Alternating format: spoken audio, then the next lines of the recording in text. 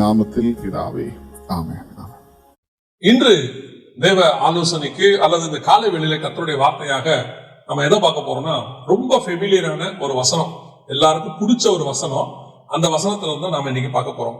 மத்தேயு எழுதின சுவிசேஷம் 7ஆம் அதிகாரம் 7வது வசனம். கேளுங்கள், அப்பொழுது உங்களுக்கு கொடுக்கப்படும் அப்படின்னு இருக்கு. இந்த கேளுங்கள் கொடுக்கப்படும் அப்படிங்கறதான இந்த ஒரு வசனத்தை வச்சுக்கிட்டு நம்ம ஆண்டவர்கிட்ட இதுவரைக்கும் எவ்வளவு காரியங்களை கேட்டிருக்கிறோம் இல்லையா? ஜெபத்துக்கு மிக முக்கியமான வசனம், விசுவாச வசனம் எதுன்னா, கேளுங்கள் அப்பொழுது உங்களுக்கு கொடுக்கப்படும். அதுலயும் குறிப்பா அதுக்கு கீழே 11வது வசனத்துல வாசிக்கும் போது, பரலோகத்தில் இருக்கிற உங்கள் பிதா தம்மிடத்தில் வேண்டிக் கொள்கிறவர்களுக்கு நன்மையானவரை கொடுப்பது அதிக நிச்சயம் அல்லவா? இந்த வசனத்தை சொல்லிட்டு இப்ப நம்ம என்ன படிக்கிறோம் அப்படின்னா, என் நாமத்தினால எவைகளை கேட்பீர்களோ பெற்றுக்கொள்வீர்கள், கேளுங்கள் அப்பொழுது உங்களுக்கு கொடுக்கப்படும், நன்மையானவைகளை கொடுப்பது அதிக நிச்சயம் அல்லவா அப்படின்னு சொல்லிட்டு நம்ம என்னென்னத்தையோ கேட்க தொடங்குறோம். ஏன்னா இந்த மாசம் பூரா நம்ம ஜெபத்தை பத்தி தானே பார்த்துட்டு இருக்கிறோம். அதனால ஜெபத்தை பத்தி தானே இந்த விஷயமும், ஜெபத்தோட மிக முக்கியமான அஸ்திவார வசனம் இல்லது.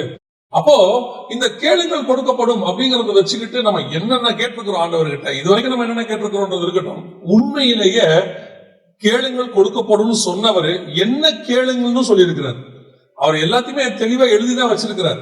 இந்த வசனத்தை வச்சுக்கிட்டு நன்மையானவைகளை கேளுங்கள், என்ன வேணாலும் கேளுங்க அப்படின்னு நமக்கு சொல்லி கொடுக்குறாங்க. உண்மையிலேயே இந்த கேளுங்கள் கொடுக்கப்படும் அப்படிங்கிறதுக்கு பின்னாடி எதை பத்தி ஆண்டவர் பேசுறாரு நம்ம சொல்லிட்டே வராரு பாருங்க. உங்களில் எந்த மனுஷனாகியும் தன்னிடத்தில் அப்பத்தை கேட்கிற தன் மகனுக்கு கல்லை கொடுப்பானா? மீனை கேட்டால் அவனுக்கு பாம்பை கொடுப்பானா? பொல்லாதவராகிய நீங்கள் உங்கள் பிள்ளைகளுக்கு நல்ல ஈவுகளை கொடுக்கும் போது பரலோகத்தில் இருக்கிற பிதா தம்மிடத்தில் வேண்டிக் கொள்கிறவர்களுக்கு நன்மையானதை கொடுப்பது அதிக நிச்சயம் அல்லவா அப்படின்னு சொல்லிட்டு, இப்ப நம்ம இதெல்லாம் கேட்டுட்டு நம்ம உலக பிரகாரமான அப்பாவே நம்ம கேட்கறதுக்கு, அதாவது நம்ம இங்க பாக்குறோம், உங்க பிள்ளைகளுக்கு நல்ல ஈவுகளை கொடுப்பீங்களே, அப்பத்தை கேட்கிறவனுக்கு மகனுக்கு கல்லை கொடுப்பானா அப்படின்னு சொல்லிட்டு நம்ம என்ன சொல்றோம்? இன்னைக்கு நம்ம எதை கேட்டாலும் தேவன் தருவாரு, கேளுங்கள் ஆண்டவர் நிச்சயம் உங்களுக்கு தருவார் அப்படின்லாம் சொல்றாங்க. உண்மையிலேயே இந்த வசனத்துக்கு பின்னாடி எதை கேட்கணும், அதை கேட்கறத பத்தி என்ன அவர் சொல்லி இருக்கிறாரு அப்படிங்கறதான் நாம இங்க பார்க்க போகிறோம்.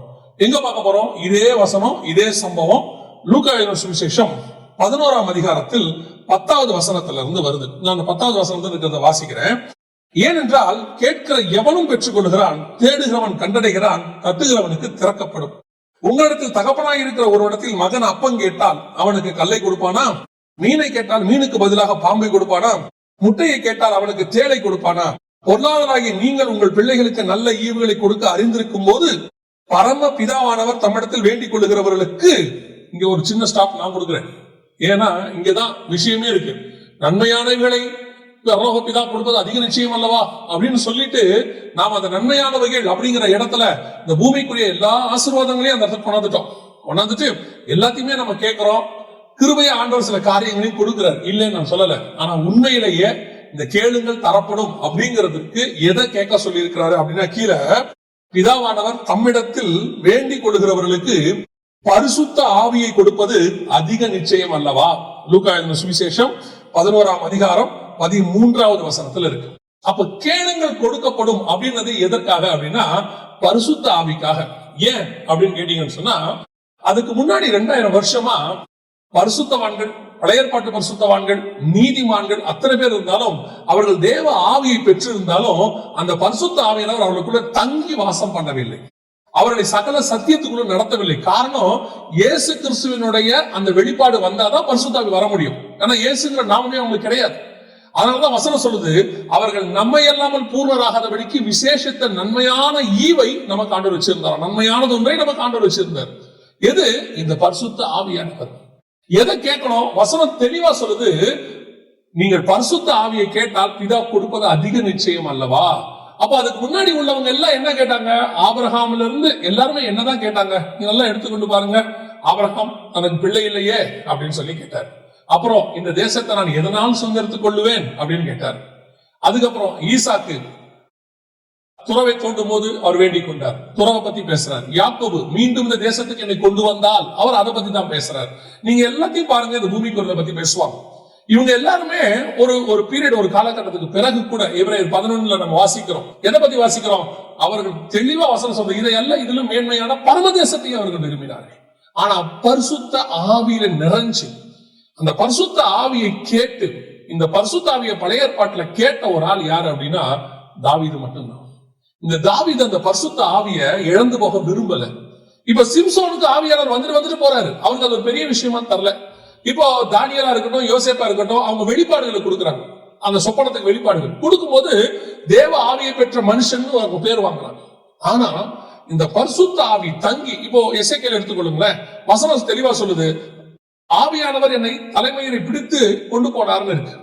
இப்போ இதெல்லாம் நடக்கிற காலத்துல இந்த பரிசுத்த ஆவி உங்களுக்கும் எனக்கும் கூடவே வந்து வாசம் பண்ணணும். அவங்களுக்கு எல்லாம் வந்துட்டு போவார், ஆனா நமக்கு கூடவே இருப்பார். ஏன்? இந்த பரிசுத்த ஆவியானவர் தான் நமக்கு இருக்கிறதுலயே பலன். பலத்தினாலும் அல்ல, பராக்கிரமத்தினாலும் அல்ல, தேவ ஆவியினாலே ஆகும். இந்த ஆவியானவர் தான் இந்த பூமியை கடந்து பரலோகத்துக்கு போறதற்கான மிகப்பெரிய பலன். நீங்க எப்படி காசு இருந்தா உங்களுக்கு ஒரு பலன் வருதோ, எப்படி சரீரத்துல ஒரு பலன் இருந்தால் நீங்க ஒரு வேலைகளை எல்லாம் தைரியமா செய்றீங்களோ, கூட 4 மனுஷன் இருந்தா ஒரு பலன் வருதோ உங்களுக்கு, அது எல்லாத்தையும் தாண்டி பரிசுத்த ஆவி இருந்தா உங்களுக்கு ஒரு பலன் வரும். எந்த பலன் வரும்? இப்ப பணம் இருந்தா நமக்கு ஏதாவது பொருள் வாங்க போறோம், எதிர்காலத்தை பத்தின ஒரு சின்ன தைரியம் கண்டிப்பா இருக்கும். பேங்க் பேலன்ஸ் இருந்துச்சுன்னா பரவாயில்ல, சமாளிச்சுக்கலாம், வரட்டும், என்ன வந்தாலும் வாங்கிக்கலாம் அப்படின்னு ஒரு தைரியம் இருக்கும். சரீரத்துல ஒரு பலன் இருக்குன்னு வச்சுக்கோங்களேன், உங்களுக்கு ஒரு தைரியம் இருக்கும், வரட்டும், யார் வந்தாலும் பாத்துக்கலாம், என்ன வந்தாலும் செஞ்சுக்கலாம் அப்படிங்கிற ஒரு தைரியம் இருக்கும். ஒரு 10 பேர் கூட இருக்கிறாங்கன்னு வச்சுக்கோங்களேன், அது ஒரு வகையான பலன். சொந்தக்காரங்க கூட இருக்கிறாங்கன்னா எனக்கு என்னங்க, என் குடும்பம் என் பின்னாடி இருக்குது, இதெல்லாம் ஒரு பலன். ஒரு பதவி இருக்குன்னு வச்சுக்கோங்க, அது ஒரு பலன். எங்கிட்ட போஸ்டிங் இருக்கு, இப்ப பாருங்க, நம்மலாம் காவலர்களை பார்த்த உடனே நமக்கு ஒரு பயம் வருது, அந்த போஸ்டிங், இதெல்லாம் இருக்குல்ல, இதெல்லாம் பூமிக்குரியதான பலன். பலத்தினாலும் அல்ல, பராக்கிரமத்தினாலும் அல்ல, தேவ ஆவியினாலும். இப்ப பரிசுத்தாவி வந்தா என்ன பலன் வரும் தெரியுமா? இந்த பரிசுத்தாவி வந்த உடனே எனக்குள்ள ஒரு கான்பிடன்ட் வரும், நான் கண்டிப்பாக பரலோகத்துக்கு போவேன், நிச்சயமாக இந்த பூமியை நான் ஜெயிப்பேன், நிச்சயமாக பரலோகத்தில் என் தேவனோடு கூட இருப்பேன். இந்த பலன் வரணும், அதுதான் பரிசுத்தாவி நமக்கு கிடைக்கும். அதனாலதான் வசனம் சொல்லுது, பிதா கொடுப்பது அதிக நிச்சயம். நீ கேட்டு பாருங்க, நான் அந்த பரிசுத்தாவியானவரை பத்தி நான் பெற்றுக்கொண்ட காலத்துல, அதாவது கிட்டத்தட்ட ஒரு 25-28 வருஷத்துக்கு முன்னாடி சொல்றேன், பரிசுத்தாவி பெறும்போது எனக்கு சொல்லுவாங்க, நமக்கு முன்னாடி உள்ள பரிசுத்தவான்கள்லாம் 100 வருஷத்துக்கு முன்னாடி உள்ள போதுதான் இந்த பரிசுத்தாவை பெற்றதுக்கு வருஷ கணக்குல காத்திருந்தாங்களாம். காத்திருந்து அழுது உபாசித்து பெற்றுக்கொண்டாங்களாம். நீங்க சீசன்ல எடுத்துக்கொள்ளுங்க, 3 வருஷம் இயேசுவோட இருந்தாங்க, பரிசுத்தாவை பெற்றுக்கொள்ளல. அப்புறம் 40 நாள் காத்திருக்கிறாங்க, அப்பதான் பரிசுத்தாவி வந்து இறங்குறாரு. ஆனா உங்களுக்கும் எனக்கும் மாம்சமான யாவர் மேல ஊற்றுவேன் கடைசி காலத்துல சொல்லி நாமெல்லாம் சில நேரத்துல ஜெபிக்கும் போது இறங்குறாரு, ஆராதனையில இறங்குறாரு. அப்போ இப்போ பரிசுத்தாவியான நமக்குள்ள வர்ற காலம் அதிக நிச்சயமா வர்ற காலம். இப்ப கேட்ட உடனே கிடைக்கிற காலம். நிறைய பேர் பரிசுத்தாவியை பெற்றுக்கொள்ளாம இருக்கிறாங்க. பரிசுத்தாவியை பெற்றுக்கொள்ளாம இருக்கும்போது அவங்க என்ன காரணம் சொல்றாங்க? நான் இன்னும் கொஞ்சம் பாவத்துல இருக்கிறேங்க, இன்னும் கொஞ்சம் பலவீனத்துல இருக்கிறேங்க, அந்த பலவீனம் எல்லாம் போய் நான் பாவத்தை விட்டுட்டு வந்து நான் இருக்கிறேன். இல்லைங்க, இந்த பரிசுத்த ஆவியானவரை எதுக்கு தெரியுமா? நீங்க விட முடியாத பாவத்தை உங்களுக்கு விட வைக்கிறதுக்கு தான் அவரே வர்றாரு. நிறைய பேருக்கு அது தெரிய மாட்டேங்குது. என்னது பரிசுத்தாவி நான் பாவம் செய்யறதுல அவர் வரமாட்டார், இல்ல, அவர் பாவத்துல இருந்து உங்களை விடுதலை ஆக்கிறதுக்கு தான் வராரு. அவரே விடுதலையின் ஆவியானவர். அவர் வந்து இந்த காலை வேளையில உங்கள் பாவங்களை எல்லாம் விடுதலை ஆக்குவார். அடுத்து நீதியை சொல்லிக் கொடுப்பார். இந்த பைபிள்ல உள்ள பிரமாணங்கள், நீதி, நியாயம் எல்லாத்தையும் நமக்கு சொல்லிக் கொடுப்பார். இந்த பரிசுத்தாவியானவர் வரும்போது சகல சத்தியம், இந்த வேதத்தில் உள்ள மகத்துவம், மறைபொருள், வேதத்துக்குள்ள ரகசியம், இது எல்லாத்தையும் நமக்கு சொல்லிக் கொடுப்பாரு. நான் சொல்வேன், இந்த ஆவியில நிறைஞ்சு நீங்க பைபிள் படிக்கும் போது வெளிப்பாடு கிடைக்கும் பாருங்க, அதுக்கு ஈக்குவலா அவர் ஒண்ணுமே இருக்காது. காலையில நல்லா ஜெபம் பண்ணிட்டு, நல்ல ஆவியில நிறைஞ்சு நல்லா ஜெபம் பண்ணிட்டு நீங்க வேதத்தை வாசிச்சு பாருங்க, இந்த வசனத்தினுடைய இன்னொரு டைமென்ஷன் உங்களுக்கு கிடைக்கும். இப்ப பாருங்க, இதே வசனத்துல கேளுங்கள் அப்பொழுது உங்களுக்கு தரப்படுங்கிறது நம்ம பணமோ பொருளோ ஆஸ்தியோ சம்பத்தியோ வீடோ வாசனம் நினைச்சிட்டு இருக்கிறோம். ஆனா லூக்கா சொல்றது இல்ல, அது பரிசுத்தாவியை பத்தி. ஏன்? பரிசுத்தாவி வரும்போது இந்த வீடு வாசல் இதெல்லாம் உன் மாம்சத்துல பெற முடியும், ஆனா ஆவியில பெறக்கூடியது ஒண்ணு இருக்கு. எது? அதுதான் பரலோகம். பரலோகத்துல உங்கள் கண்கள் காணவும் இல்லை, காதுகள் கேட்கவும் இல்லை, பிதா உங்களுக்கு ஆயத்தம் பண்ணி வைத்தவைகளை அதை நீங்க பெற்றுக்கொள்ள வேண்டும் என்றால் பரிசுத்த ஆவியானவர் வந்தாதான் அந்த நிச்சயமே வரும்.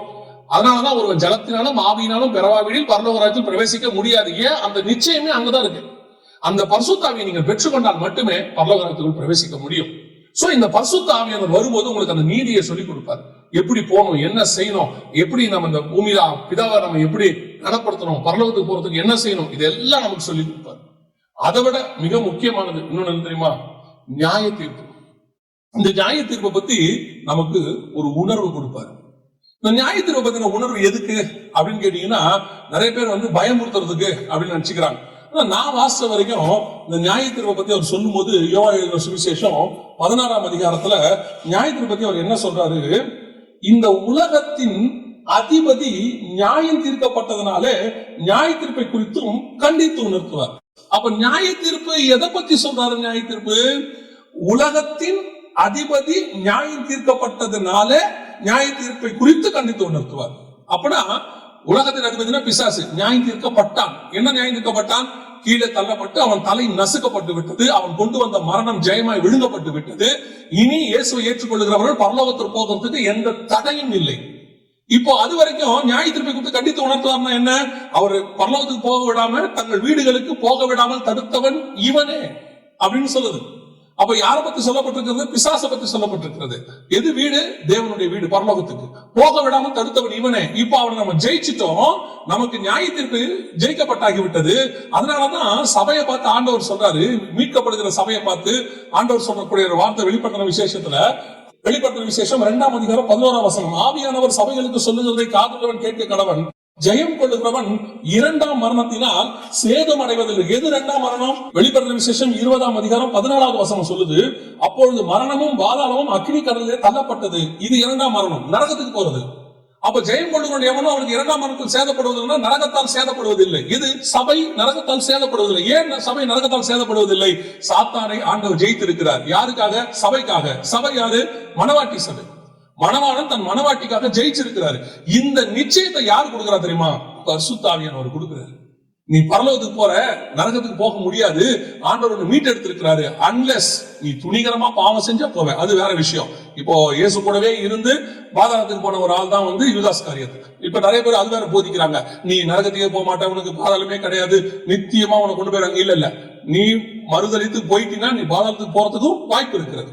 ஆனா இங்க பரிசுத்தாவின் என்ன கான்செப்ட் கொடுக்கிறாரு? தைரியமா இரு, உன்னை விட பண்ணி நரகத்துக்கு கூட்டிட்டு போற பிசாசை இயேசு ஜெயிச்சிட்டார். பழைய ஏற்பாட்டுல எப்பேற்பட்ட பரிசுத்தவான்களா இருந்தாலும் பிசாசு கண்ட்ரோல்ல தான் இருந்தாங்க பாதாளத்துல. அதனாலதான் மோசையின் சரீரத்தை குறித்து அவன் தர்க்கம் பண்ணினான்னு இருக்கு. அவங்க எல்லாம் போனாலும் பாதாளத்துல அவன் கண்ட்ரோல்ல தான் இருக்காங்க. ஆனா இங்க வசனம் சொல்லுது, உலகத்தின் அதிபதி நியாயம் தீர்க்கப்பட்டதினாலே நியாய தீர்ப்பை குறித்து கண்டித்து உணர்த்துவார். அப்போ இந்த நியாய தீர்ப்புனா எதை பத்தி சொல்லப்பட்டிருக்கிறது? நம்ம நியாயம் தீர்க்கப்படுறத பத்தியா? இல்ல, அவன் நியாயம் தீர்க்கப்பட்டா உனக்கு பாதாள நரகத்தை ஜெயிக்கிறதுக்கு வல்லமை கொடுத்தாச்சு, தைரியமா பரலோகத்துக்கு வான்னு ஆண்டவர் சொல்ல. இந்த கான்பிடென்ட் பழைய ஏற்பாட்டு பரிசுத்தவங்களுக்கு யாருக்குமே கிடையாது. இது யார் நமக்கு சொல்றாரு? ஆவியானவர் சபைகளுக்கு சொல்லுகிறதை காதுள்ளவன் கேட்க கடவன், அவன் 2ஆம் மரணத்தினால் சேதம் அடைவது. சோ இந்த பரிசுத்த ஆவியானவர்ங்கிறது உங்களை பலப்படுத்துறவரு. பாருங்க, இந்த பயமே போயிடுச்சுன்னா எப்படி இருக்கும் யோசிச்சு பாருங்க. நம்மள ஆண்டவர் பயமூர்த்தி பரலோகத்துக்கு கூட்டு போக விரும்பல, உள்ள ஃபேக்டர் சொல்ல விரும்புறாரு.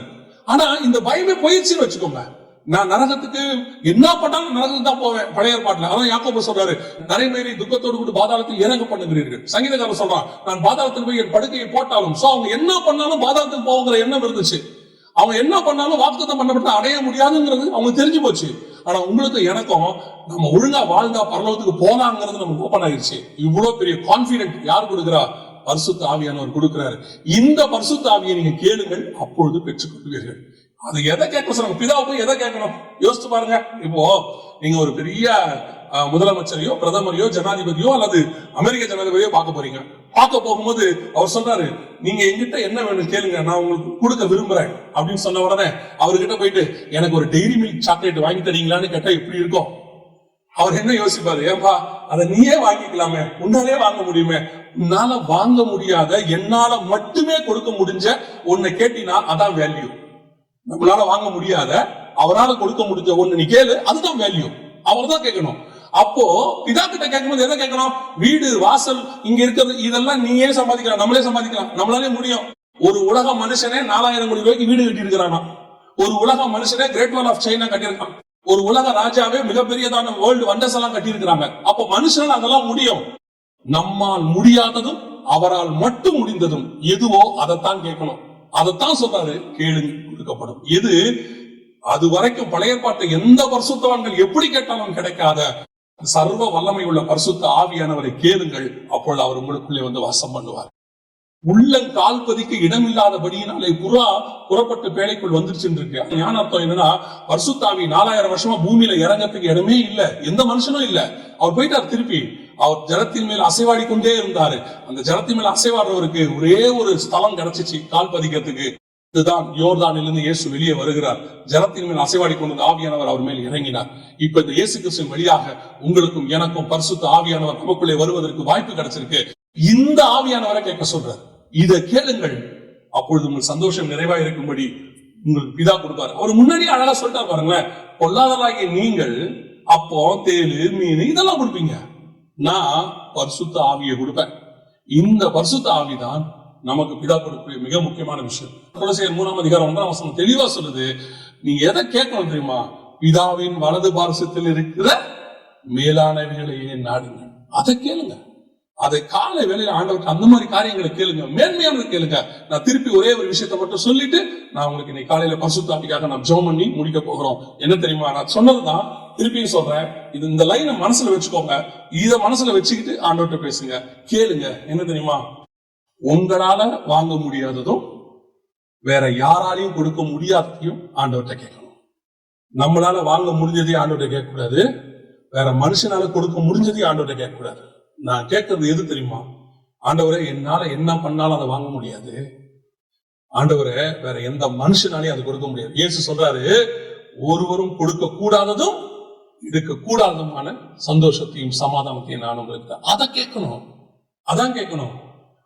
பரலோகம் எந்த மனுஷனாலும் கொடுக்க முடியாது, நித்திய ஜீவன் வேற யாராலையும் கொடுக்க முடியாது, வலது பார்சத்துல இடம் வேற யாராலையும் கொடுக்க முடியாது. அதெல்லாம் கேட்கணும். அதை கேளுங்க. இதுக்கெல்லாம் மூல ஆதாரமா இருக்கிற பரிசுத்த ஆவியானவரை கேளுங்க. அவர் வந்துட்டாருன்னா இதெல்லாம் உங்களுக்கு கொடுக்கப்படும். எபேசியர் 4:30 சொல்லுது, மீட்கப்படும் நாளுக்கு என்று முத்திரையான பரிசுத்த ஆவி அவர் தான் உங்களை என்னையும் பரலோகத்தில் இந்த வருகையில மீட்டு கொண்டு போய் கிஃப்டையும் கொடுக்க போகிறவர். அதனால ஒவ்வொரு நாளும் சங்கீதக்காரன் சொல்றது போல, உங்களுடைய ஆவியை விட்டு எடுக்காதுங்க, உங்க ஆவியை துக்கப்படுத்தாம பாத்துக்குங்க. ஒவ்வொரு நாளும் இந்த ஆவியானவரை நான் சந்தோஷப்படுத்தணும், ஒவ்வொரு நாளும் சகல சத்தியத்துக்குள்ளும் அவர் எனக்கு வெளிப்பாடுகள் கொடுக்கணும். இப்படி கேளுங்க. இந்த ஜெபம் பிதாவுக்கு உகந்த ஜெபம். நம்ம ஜெபம் பண்ணுவோமா? சர்வ வல்லமையுள்ள எங்கள் தகப்பனே, இந்த கால வேளையில ஆண்டவரே, நாங்கள் இதுவரைக்கும் உலகத்தில் உள்ளவைகளை கேட்டது போதும் ஆண்டவரே. உலகத்தில் உள்ளதெல்லாம் வாங்க முடிஞ்சது, அதெல்லாம் அழிவுக்கு நேராது. காண்கிறவைகள் எல்லாம் அநித்தியமானவைகள். ஆண்டவரே, நாங்கள் காணாதவைகளை கேட்கிறோம், எங்களால வாங்க முடியாததை கேட்கிறோம், மனுஷனால் கொடுக்க முடியாததை நாங்க கேட்கிறோம். பரிசுத்த ஆவியை எங்களுக்கு தாங்கப்பா. அந்த பரிசுத்த ஆவியினால் உண்டாக்குற சந்தோஷத்தை எங்களுக்கு தாங்கப்பா. அந்த பரிசுத்த ஆவியினால் உண்டாக்குற பலத்தை எங்களுக்கு தாங்கப்பா. அந்த பரிசுத்த ஆவியினால் உண்டாக்குற வெளிப்பாடுகளை எங்களுக்கு தாங்கப்பா. அந்த பரிசுத்த ஆவியானவர் நீர் எங்களுக்கு நியமித்தவைகளை எங்கள் கண்கள் திறக்க காண்பிப்பாரு, அதை நாங்கள் பெற்றுக்கொள்ளணும் ஆண்டவரே. அங்க ஆவிக்குள்ளாக எங்களுக்கு சொல்லிக் கொடுங்கப்பா. ஆவிக்குள்ளாகும் போது எங்களுக்கு வானம் திறக்கிறத எங்களால பார்க்க முடியுமே, அதை எங்களுக்கு தாங்கப்பா. கீழானவைகள் அல்ல, மேலானவைகளை நாட ஆண்டவரே எங்களுக்கு சொல்லிக் கொடுங்க ஆண்டவரே. நாங்க முதல்ல அதை கத்துக்கிறோம்ப்பா. இன்னும் நாங்க கீழானதை கேட்டு, அனித்தியமானவைகளை கேட்டு, அழிவுள்ளதுகளை கேட்டு ஆண்டவரே நாங்க இன்னும் குறைவுள்ளவர்களாவே காணப்படுறோமே. நாங்க ஒவ்வொருத்தரும் இங்க ஜெபிக்கிற ஒவ்வொருத்தரும், பார்த்துக்கிட்டு இருக்கிற ஒவ்வொருத்தரும் கீழானவைகள் அல்ல, மேலானவைகளை நாடுகிறவர்களாக எங்களுக்கு நியமித்து வைத்திருக்கிற அந்த மகத்துவங்களை, ஒருவரும் ஒரு காலம் கொடுக்க முடியாததும் எடுக்க முடியாததுமான மகத்துவங்களை காண பார்க்க கர்த்தர் எங்களுக்கு கிருபை பாராட்டும். இந்த வேதத்தை வாசிக்கும் போது எங்களுக்கு ஆண்டவரே, அந்த வேதத்துக்குள்ள ஆழத்தில் இருக்கிற பொக்கிஷங்களை, ஒளிப்பிடத்தின் பொக்கிஷங்களையும் ஆண்டவரே, அந்தகாரத்தில் உள்ளதான புதையல்களையும் எடுத்து எங்களுக்கு கொடுங்கப்பா. ஆண்டவரே, அவைகளை நாங்கள் உண்டு புசித்து ஆண்டவரே கர்த்தர் நல்லவர் என்பதை ருசிக்க எங்களுக்கு கிருபை பாராட்டும். ஆசீர்வதி, வழி நடத்தும். ஒவ்வொருத்தரும் பரிசுத்த ஆவியானவர் மூடி இருப்பீராக. உச்சம் தலை முதல் உள்ள கால் வரைக்கும் இந்த காலை வேளையில பரிசுத்த ஆவியானவர் ஒவ்வொரு மேலும் இறங்கி வருவீராக. ஆண்டவரே, வாஞ்சியம் தவணமுள்ள ஆத்துமாக்களை நிரப்புவேன் என்று சொன்ன எங்கள் ஆவியானவர் ஆண்டவரே, இந்த காலை வேளையில ஒவ்வொருத்தரையும் நிரப்பும்படி நாங்கள் ஜெபிக்கிறோம். மகிமை மூடட்டும். ஆசீர்வதி.